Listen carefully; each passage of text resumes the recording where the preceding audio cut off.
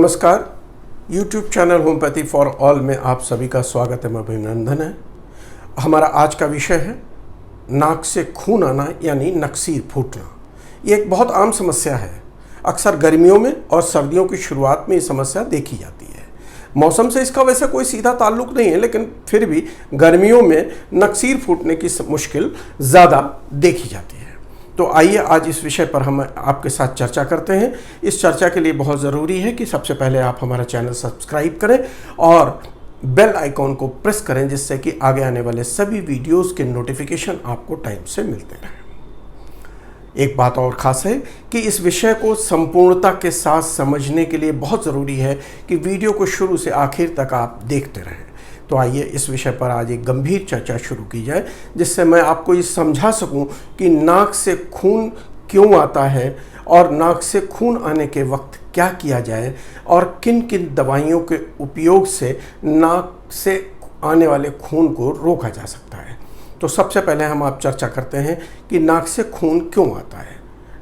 तो इस बात को समझने के लिए हमें दोनों प्रकार के कारणों को समझना पड़ेगा। नाक से खून आने के दो मुख्य कारण होते हैं। एक तो नाक के अंदर पैदा होने वाले कारण और दूसरे नाक के बाहर होने वाले कारण, जिनको कि एक्सटर्नल कॉजेस कह सकते हैं आप, कि वो नाक के अंदर नहीं, लोकल कॉजेस नाक के अंदर कहे जाते हैं, और जो नाक के बाहर होते हैं उनको जनरल कॉजेस कहते हैं। तो सबसे पहले लोकल कॉजेस की चर्चा की जाए कि लोकल कॉजेस कौन कौन से हो सकते हैं। लोकल कॉजेज में सबसे बड़ा कारण इंजरी और ट्रॉमा यानी कि चोट लगना। नाक के ऊपर या चेहरे के किसी हिस्से में लगने वाली चोट से भी अक्सर नाक के माध्यम से खून आता है। गर्मियों के मौसम में जब हवा के अंदर नमी नहीं होती है, तो जब हवा के अंदर नमी नहीं होती है, उस नमी न होने के कारण नाक सूखती है। नाक सूखने का कारण रक्त वाहिकाओं से भी अक्सर खून आ जाता है, और ये कारण ज़्यादातर गर्मियों के मौसम में देखा जाता है। वहीं दूसरे विंटर के मौसम में यानी जाड़े के मौसम में क्या होता है, जाड़े के मौसम में जुकाम की समस्या बहुत अधिक होती है, और जुकाम के कारण रक्त वाहिकाओं पर दबाव अधिक हो जाता है और नाक से खून आने की समस्या शुरू हो जाती है। एलर्जिक कंडीशंस, नाक के अंदर होने वाली डिफरेंट चीज़ों से होने वाली एलर्जी भी कई बार नाक से खून आने का कारण होती है। कुछ ऐसी दवाइयाँ भी कुछ मरीज़ लेते हैं जिनसे कि रक्त का थक्का जमना कम हो जाता है, ख़ासतौर से हृदय रोगी या कई अन्य प्रकार की और समस्याएं होती हैं जिनमें कि ब्लड को पतला करने की दवाइयाँ दी जाती हैं। ऐसे रोगियों में भी नाक से खून आने की मुश्किल ज़्यादातर देखी गई है। नाक के अंदर पॉलिप होना, यह भी एक कारण होता है। नाक के अंदर पॉलिप का होने से भी नाक में खून आ सकता है, और सबसे कम पाया जाने वाला कारण नाक के अंदर होने वाला कैंसर है। जी हाँ, कारण होता है, लेकिन इसकी प्रेवलेंस यानी कि इसके पाए जाने की संभावना बहुत कम होती है। जनरल कॉजेज में जो कि शरीर के अंदर पाए जाते हैं, लेकिन रक्त नाक के अंदर से आता है, ऐसे कारणों में हाइपरटेंशन, ब्लड प्रेशर का अधिक होना एक सबसे प्रमुख कारण है। रियूमेटिक हार्ट डिजीजेस, हार्ट के अंदर वॉल्वुलर डिजीज होने की कंडीशन में भी नाक से खून आ सकता है।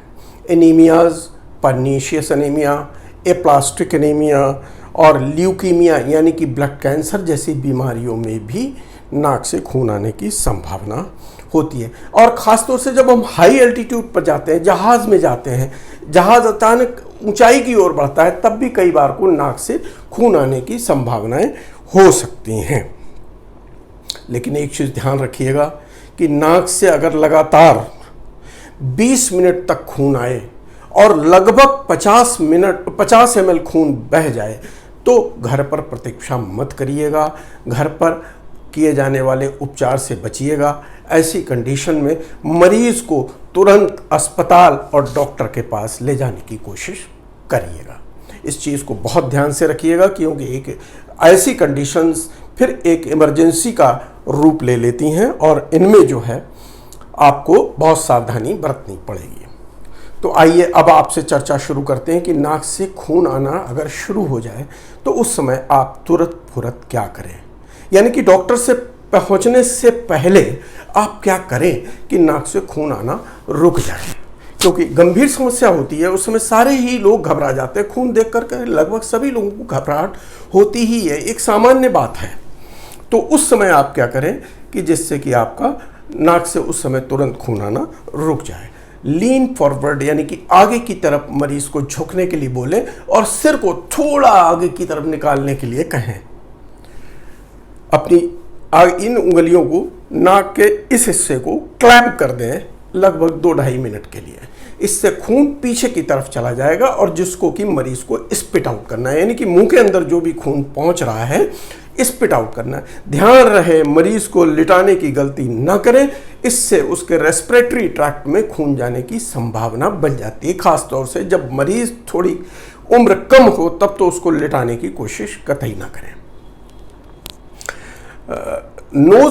ब्रिज ऑफ द नोज, नाक के इस हिस्से पर जहां पर हम चश्मा लगाते हैं इस हिस्से पर आइस पैक्स लगाएं, और आइस पैक्स थोड़ी देर तक लगाए रहें, उससे रक्त वाहिकाएं सिकुड़ जाती हैं और नाक से खून आने की संभावनाएं कम हो जाती हैं।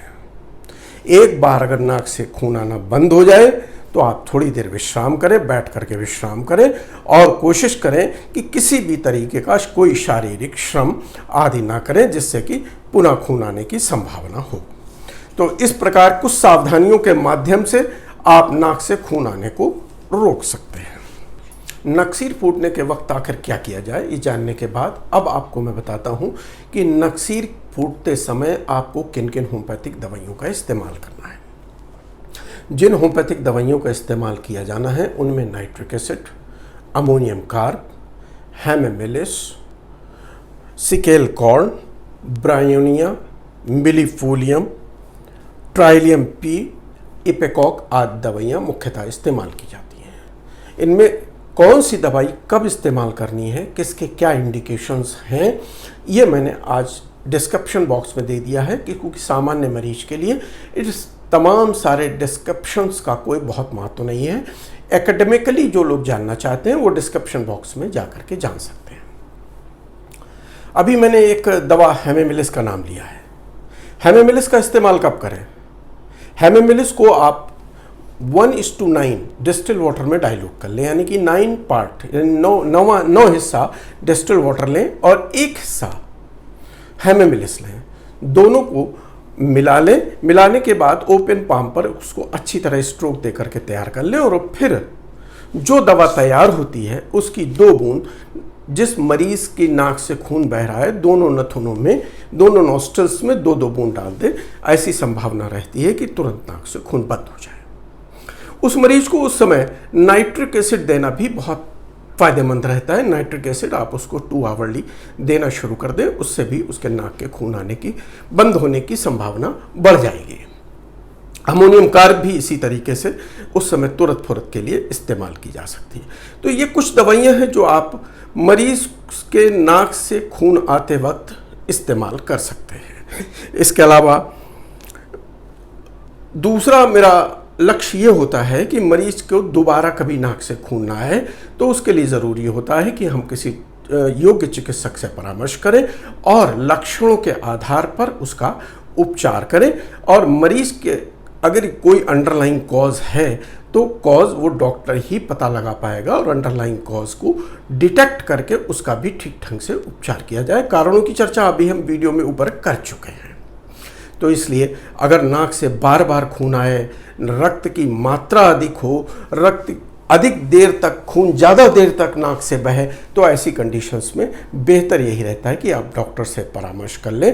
केवल ऐसे मरीजों का घर में उपचार करने की कोशिश करें जिनमें रक्त पहली बार आया है, खून पहली बार आया है, खून की मात्रा बहुत अधिक नहीं है। उन मरीजों के लिए मैंने जो रास्ते बताए उनको आप उन पर चले तो हो सकता है कि मरीज का खून तुरंत बंद हो जाए। मुझे भरोसा है कि आज आपने मेरी बात को बहुत ठीक ढंग से समझा होगा और आगे हमारे वीडियोस इसी तरह आपको मिलते रहेंगे। तब तक के लिए हमें इजाज़त दीजिए। नमस्कार।